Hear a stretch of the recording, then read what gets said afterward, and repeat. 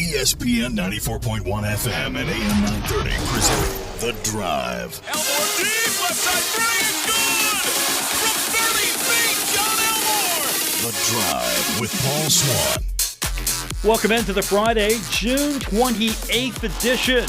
Back on the air, it's The Drive on ESPN 94.1 FM and AM 930. I'm your host, Paul Swann. Thanks for tuning in. We were off yesterday, had baseball to attend to, so we get back at it today. We would have fun yesterday because we found out that John Elmore, he's one step closer to maybe realizing his dream of playing for an NBA squad. I mean, this is pretty good right now. He made the announcement yesterday that he's going to play for the Boston Celtics in the NBA Summer League, and that's going to take place from July 5th to July 15th. That means we get 4 games in 10 days. We've got July 6th versus Philadelphia. That's going to be 5:30 p.m. on ESPN. We've got July 8th versus Cleveland, 7:30 p.m. on ESPN2. July 9th versus Denver, 8 p.m. ESPN2. And then July 11th versus Memphis, 10:30 p.m. also on ESPN2. So I know what I'm doing here in the next few weeks. I'm going to be sitting back and watching a little summer basketball. I usually don't check into that stuff, that it works out just perfectly. We've reached out to John's people. We're going to try to get him on. But right now, obviously, he couldn't be on the show today because he's got to fly out to Boston, which he's probably already have done. And they've got meetings, and they got a mini camp. It's going to be a 5-day mini camp. They've got workouts and other practices and things. Well, you just don't show up, put a jersey on, and say, let's go. So they've got that. And then they're going to fly out to Las Vegas, and they're going to play in the Summer League. That's pretty cool. Now I've got a reason to watch and see what John can do with some of the other talent they're going to bring in. This is a great opportunity. All you want is an opportunity and a shot. And if you can go out there, show that you can compete, show that you're going to add some value to a team that invests in you, make yourself look good. I mean, you've got no excuses now, right? This is on you. Everything that happens will be because of you. If you go out there and perform well, you've got a legitimate shot. If you don't go out there and perform well, this isn't the end. You got other avenues. Of course, there's still ball in Europe, but this is a good start. So, good news yesterday. Pretty excited for him. He gets to go to the Celtics, which gets to keep the green on for a little while. He was a big fan of Larry Bird. I'm not going to get his number, though. I don't think so. That number already taken. I'm not giving that one back. But still, he gets to play for the Celtics. Now, if he makes the Celtics, I'm going to be rooting against him, of course, when the Lakers play him. Sorry, John. I was a Magic fan before I was a John Elmore fan, and I've never been a Boston Celtics fan. I want you to have fantastic games, except when you play my Lakers. I think he would agree. That's okay. No, I root for the Celtics. With John there, I would root for the Celtics. I'm sure I've taken some grief over. Yeah, I actually have taken some grief. I've took some grief because when the Bengals would play the Jets and the Bengals would win, I would be excited if the Bengals won, and I'd have a couple of people come to me and say, whoa, Chad needed that game. I'm sorry. I'm not a Jets fan. I love Chad. I'm just not a Jets fan. Hope Chad does well, except when he's playing my team. I'm sure you feel that way as well. But all kidding aside here, that's pretty cool that he actually got the opportunity because he worked out with a lot of teams, Boston included, and now it seems that paid off, and now he's going to be in the Summer League. He's in the Summer League. It's a step up for him. You're going to get an opportunity to go up against some really good talent, maybe work your way into a situation where you can make an NBA roster. That's pretty cool. I mean, seriously, that's pretty cool. Not too many people get to go to the NBA, and the Summer League is it might not be the NBA, but it's definitely a great learning ground. It's a great way to springboard yourself to an NBA roster. Not everybody gets drafted. Not everybody gets drafted on draft night. Only 2 rounds. And you got to find some players. And if he can add some value, because really, I don't know what they're going to do with that Celtics roster. They're going to have to get some guys on that squad. They're in a rebuild mode. They got a lot of cap space. They got a lot of money. Just don't know what they're going to do with that. Unlike the Lakers, who are freeing up space right and left, going to try to get that third player, get that max contract. Kawhi Leonard, he's still out there as a possibility.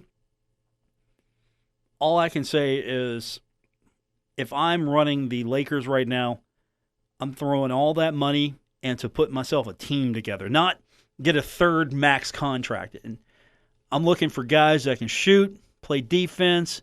I'm looking to actually fill a roster up and not have to depend on a big three. I want to have an actual balanced team. I think you can do it with two. You have two superstars and the rest are really solid, good, skill players. I think you can do that. But that's the NBA. Not my forte. There are those who follow it on a day-to-day basis that will know a lot more than me when it comes to that. So that's what that looks like. And, of course, we are here until 6 o'clock. We'll take your phone calls in the break at 877-420-TALK, 877-420-8255. So we'll get your phone calls in the break.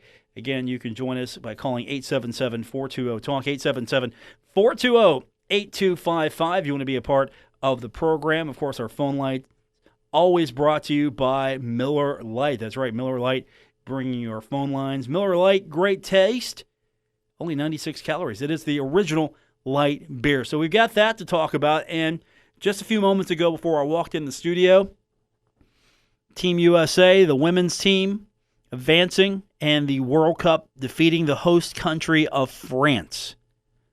So that's a big story today. I don't know how many of you were checking in on that, watching it maybe on Fox Sports 1, streaming it. How many of you were actually just watching it? I tuned in the second half. I knew the first half, USA was up. Second half, I tuned in, watched a little bit of that, watched the extra time. Megan Rapinoe scoring 2 goals in the contest, defeating France 2-1. She scored 4 straight now. I'm not saying she's single-handedly trying to win this thing for the United States, but she definitely is out there putting on a show.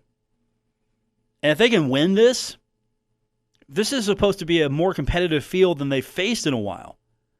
And if they can win this, that's going to say something about what they've been able to build. And I'm still on board with this everybody versus the USA mentality that they've kind of taken on themselves. I'm with them on that. Because you listen, you understand. I'm not a soccer advocate. I'm not. But I will root and cheer for martial soccer, both men and women. I will cheer for them. And anytime that our national teams are representing the United States of America, that's when you got my attention. I mean, it's funny. I'm not that big a soccer fan. I'm not watching. I'm not watching the Gold Cup. I'm not watching FC Cincinnati. I'm not watching MLS. None of that. Don't want to. USA, fire it up. Let's go. I'm all about it. So that's where we stand as far as the day in sports. We'll get your phone calls in. You can join us by calling 877-420-TALK, 877-420-8255. Just me today, running solo, so take it easy on me on the phone calls. We'll get them in as we can. You're listening to The Drive on ESPN 94.1 FM at AM 930.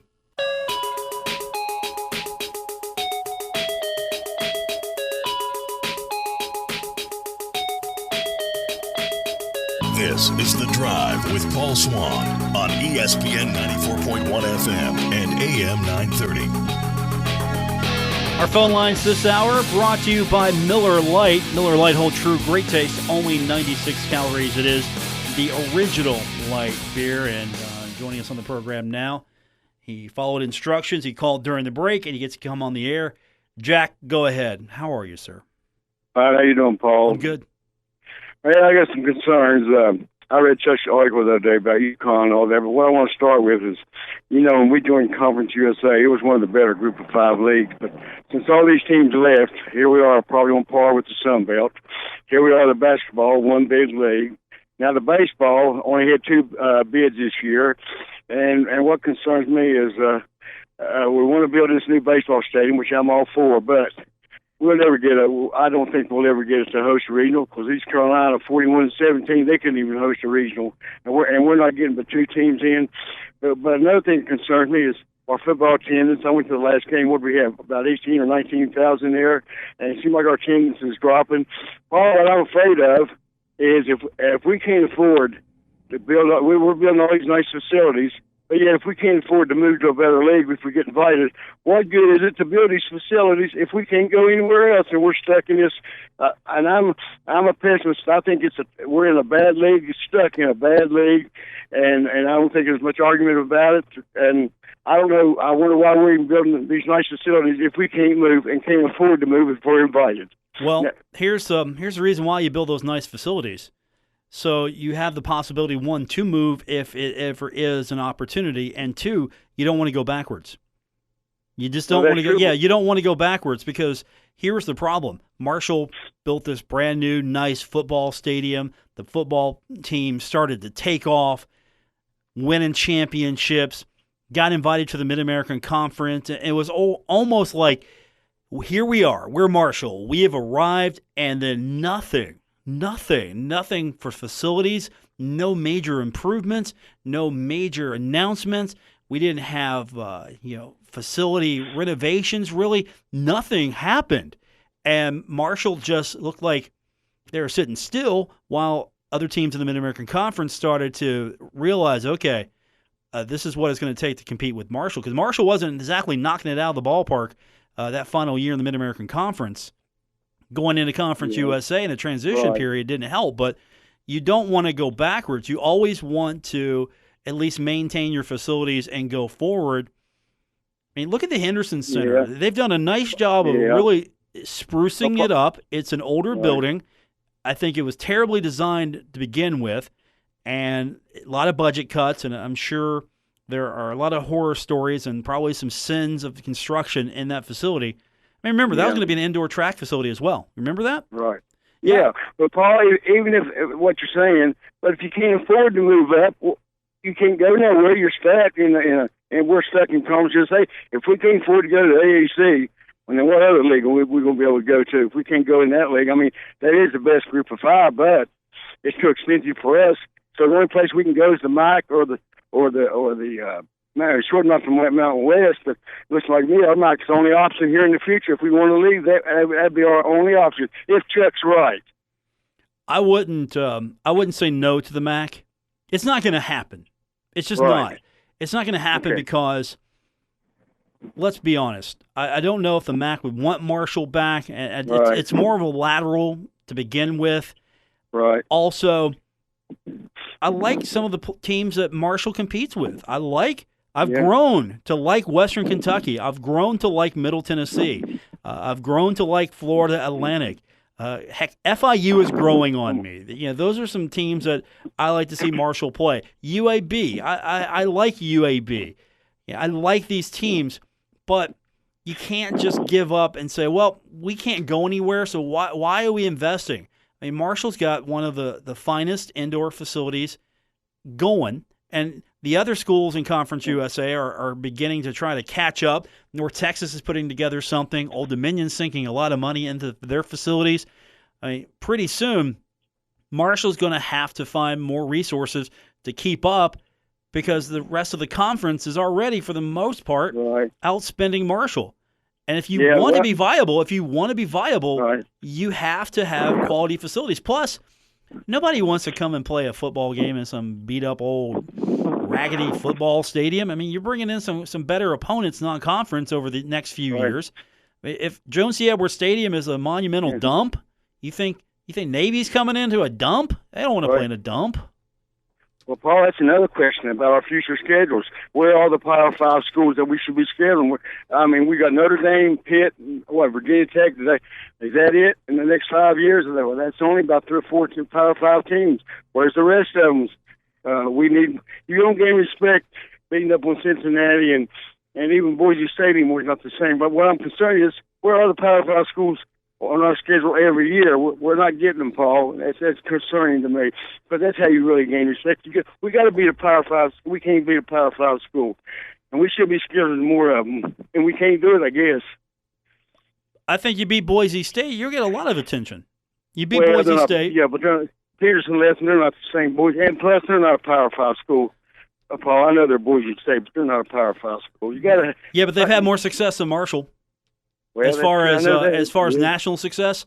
And Yeah. you can argue Well, all you I'm want just- that yeah. Marshall's won a lot of bowls, but Yeah. Boise State's won bigger and more important bowls.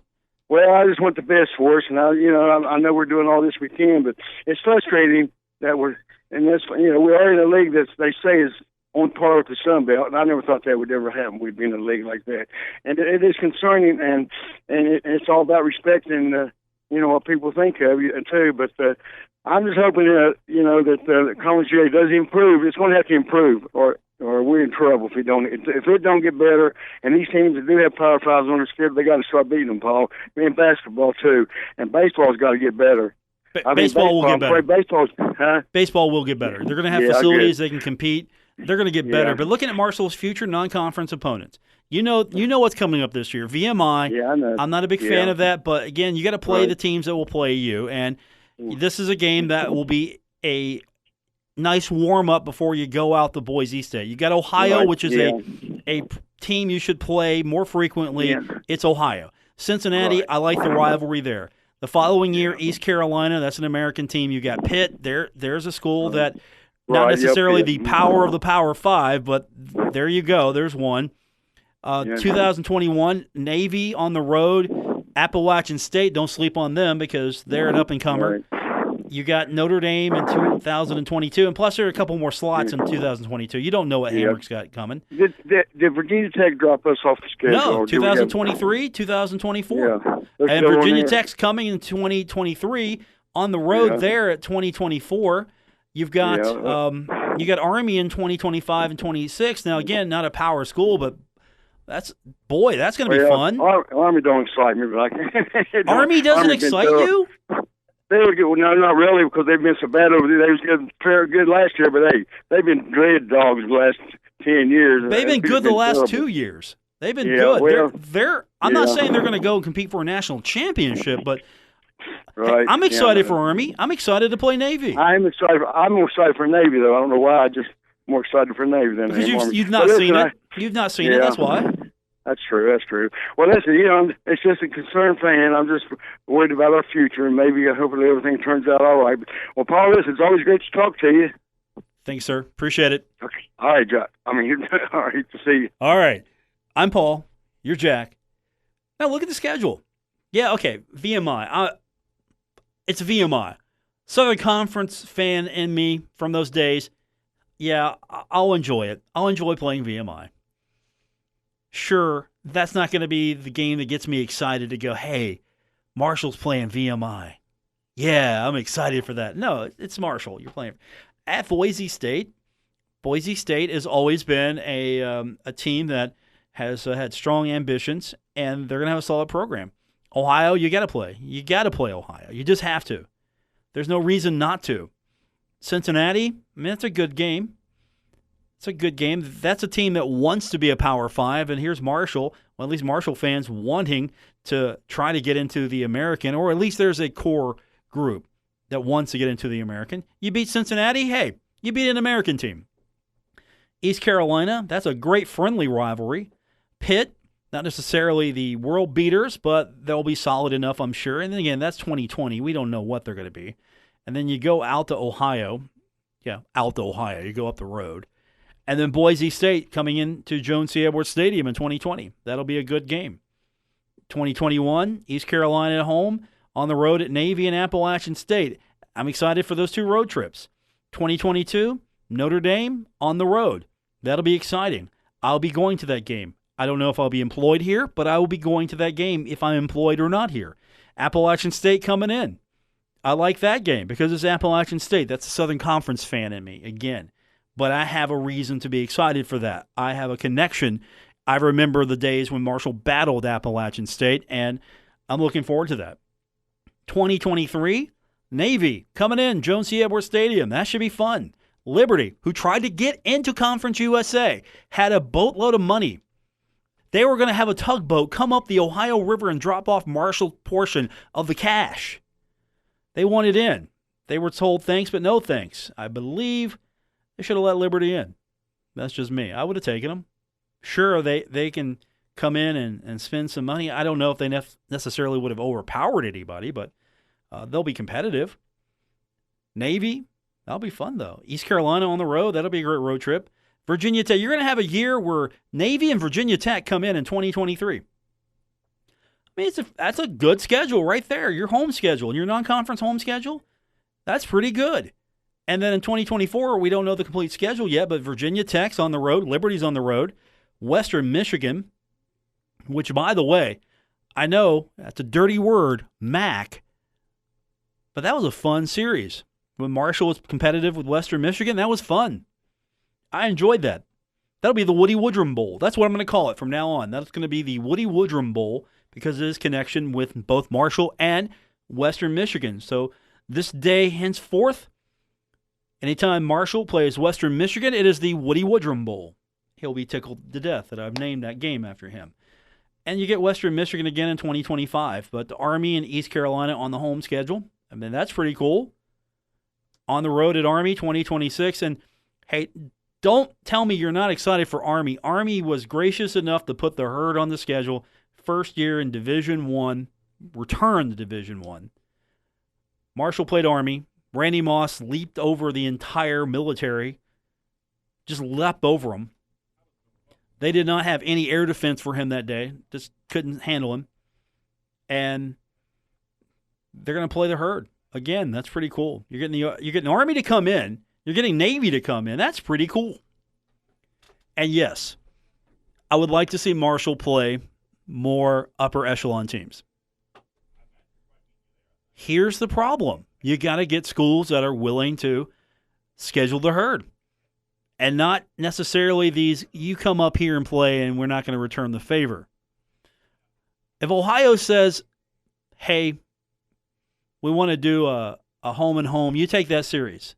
If Ohio State says, hey, we're just going to give you a game, you look at the financials, you look at the schedule, okay, we'll take that. We'll come up there. If that's Ohio State, that's a major superpower in college football. You take that. That's a true money game. Same as Notre Dame. Notre Dame needs a game, 2022.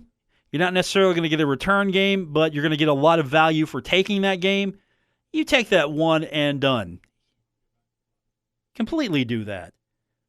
But you're looking for games that will, one, afford you the opportunity to bring a team back into Huntington.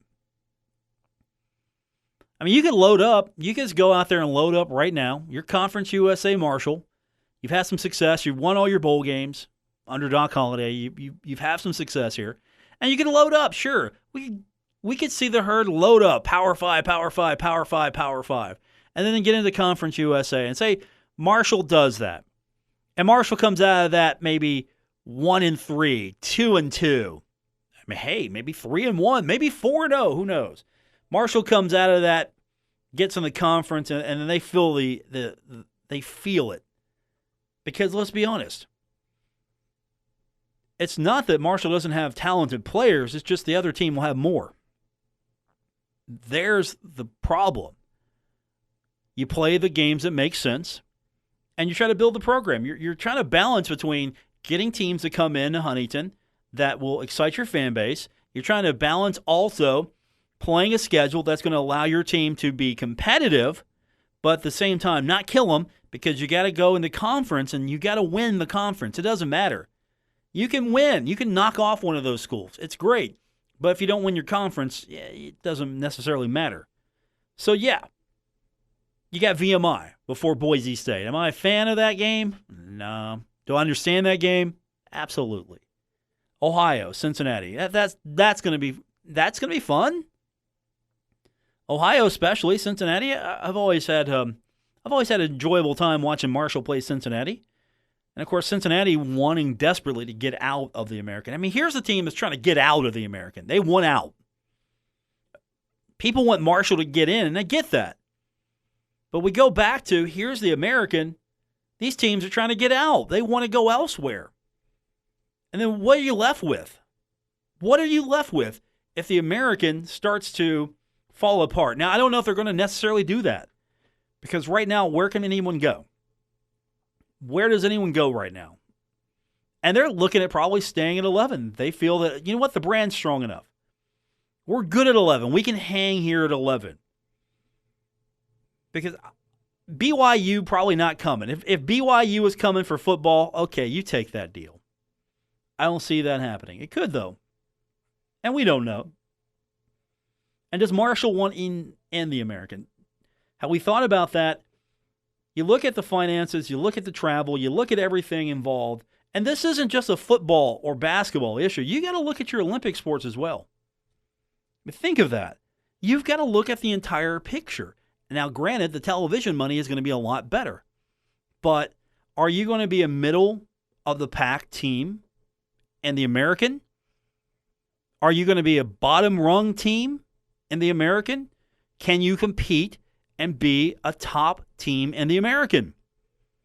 Because when Marshall left the MAC to go to Conference USA, same thoughts were there. Hey, can Marshall be a top team in Conference USA? And it took a while.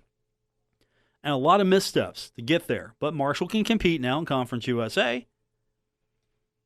Yeah, it's not that great of a conference compared to the others. Sure, I get that completely. But at the same time, I think there are ways to make it better. Sure, it's going to be tough. The travel's not necessarily the friendliest. But what's the advantage? Other than maybe better TV dollars, what's the advantage from the American? What's the advantage? I'll just leave it at that. What's the advantage? TV dollars. Okay, TV dollars. That's it. Is travel going to be better? Well, you're not going to go to Texas, so, I might say push there. Are you going to put your programs in a position where they're now getting some footing here and starting to compete in Conference USA, and then you thrust them in the American? And then what if teams in the American get the heck out of Dodge? What if somebody grabs UCF? UCF's out. Then what do you got? Cincinnati's out. Then what do you got? I mean, cool. It'd be great to go to Cincinnati every other year. It'd be fun. You can make the argument, though. I'm willing to listen. 877-420-TALK, 877-420-8255. We got more on the way. It's The Drive, ESPN 94.1 FM and AM 930. Buckle up. Paul Swann has the wheel on The Drive, ESPN 94.1 FM and AM 930.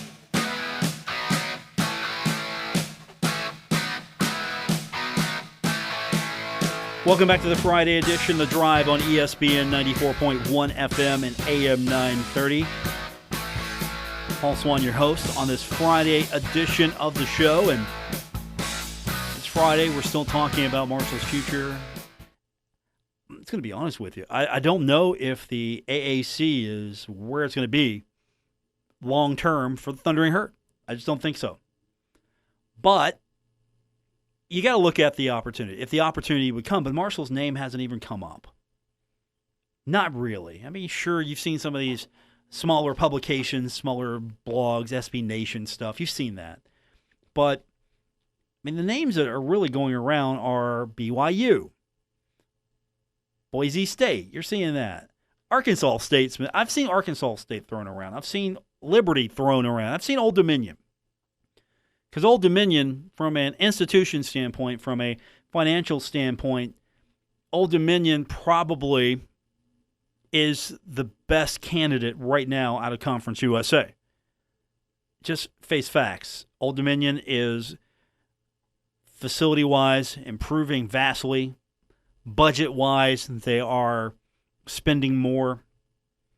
And I don't know if you put Old Dominion into the same level as UConn. Football-wise, it's push. Basketball, UConn's a big brand in basketball. And the reason why I bring that up is because we don't know what the American's going to do and what television's going to say to the American as far as the deal is concerned. Because with UConn bolting, and we've talked about this, ESPN, the contract has language that allows for renegotiation if the AAC loses members. Well, guess what? The AAC is losing a member. Now that activates that language. If ESPN wants to reopen those up, ESPN gets to reopen them up, because where's the value in the AAC? Where's the value? You tell me. Seriously. Basketball, UConn, right? I mean, am I wrong? UConn's the power there, even though they're not the power, but they are the power. When I think of basketball, I think of UConn and the AAC. When I think of basketball, I don't think of Central Florida. I don't think of ECU. I don't think of South Florida. I don't think of Tulsa, Tulane. I think UConn. And you know what? Wichita State's already there for basketball, so don't have to worry about that. And you've got Cincinnati, which can be a school you think about with basketball. They definitely have the history and the brand. Houston, you can think about Houston for basketball. You can. Memphis, I used to think of basketball, and maybe Memphis will be that way again. But of all those schools, UConn, University of Connecticut, that was the name I thought of when it comes to basketball. Football was not. They were not getting the TV deal they were getting based on UConn football. So now, what's the contract going to look like? And we throw up that number, $7 million. $7 million. They've got a deal that pays the league $1 billion over 12 years. Approximately $7 million per year. $7 million. And that's a lot of money compared to the piddlings TV contract offers Marshall. But are we sure that $7 million is going to be there? I can't say. I'm not going to be in the negotiations. I'm not going to be in that room, that meeting, where ESPN says, okay, here's our new evaluation. Here's what we value you now at. We don't value you at $7 million. That could drop. I'm not saying it's going to drop to $1 million, but it's not going to be $7 million. If it is, okay, I'll be wrong. I'll accept that. Again, I don't have all the info, but you point to that and think, okay, hey, Marshall can add $7 million to the budget, but at the same time, what does that mean? What does that mean for the overall budget, for the overall sports? What does that get you? I mean, seriously, what does that get you? Because you're talking about, again, travel. You're talking travel. Okay. Sure, you're going to have Temple. You're going to have Navy. You're going to have Old Dominion and that possibility, right? Throw that. Old Dominion kind of makes sense for them travel-wise, but let's look at the travel. All right, you're going to have to go to Wichita, Kansas. You're going to have to go to Tulsa, Oklahoma. You're going to have to go to New Orleans, Louisiana. You're going to have to go to Dallas, Texas. You're going to have to go to Houston, Texas. Okay. You're used to travel like that. And sure, it gets easier with trips to Orlando, Cincinnati, Greenville, Memphis, Philadelphia. It gets easier that way. But I don't know what you're trading here. You know, is that $7 million going to offset it? And I'm not trying to say don't do this deal. I'm just saying I don't know overall what the ultimate value is going to be, because you're still going to have to spend a lot more. And you're talking about institutions. The smallest enrollment in the American is Southern Methodist University. I'm sorry, second smallest. They have 11,789. Tulsa has an enrollment of 4,433. They're private. Southern Methodist is private. Tulane at 13,581, private school. So the three smallest are private. Wichita State has an enrollment of 15,000, but they're basketball focused. You've got Central Florida at 68,000. I'm rounding here. Cincinnati, 45,000, almost 46,000. Connecticut leaving with 32,000. East Carolina with almost 30,000. Houston with almost 47. They're 46 plus. Memphis at 21,000, floating at 22. South Florida at 50,000. Temple, 40,000. So the enrollment numbers are completely off here. If you look at Conference USA and you look at the American, yeah, you're dealing with some bigger schools here as far as enrollment's concerned. That's what you're looking at here. And again, Cincinnati's looking to bolt tomorrow. Houston's looking to bolt. Central Florida's looking to bolt. And if they can, they will. If Central Florida can get the heck out of there, they're gone. They've been an expansion mind since they joined Division 1AA. They've been thinking about this for a long time. This has been the grand plan here. I mean, they were looking past the MAC and Conference USA before they even got in the MAC and Conference USA. Cincinnati's stuck.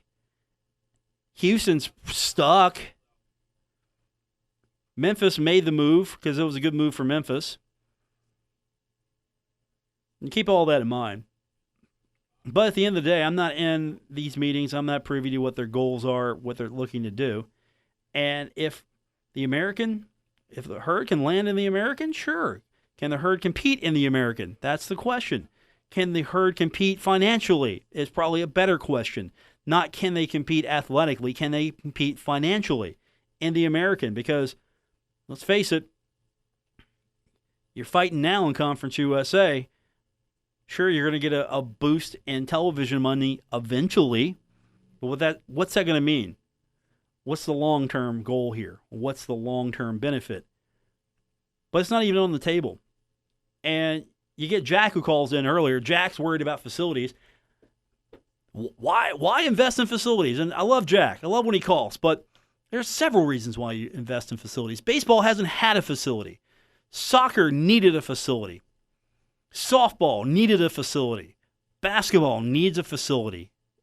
They're getting improvements, but they could use a new facility. Tennis could use a facility.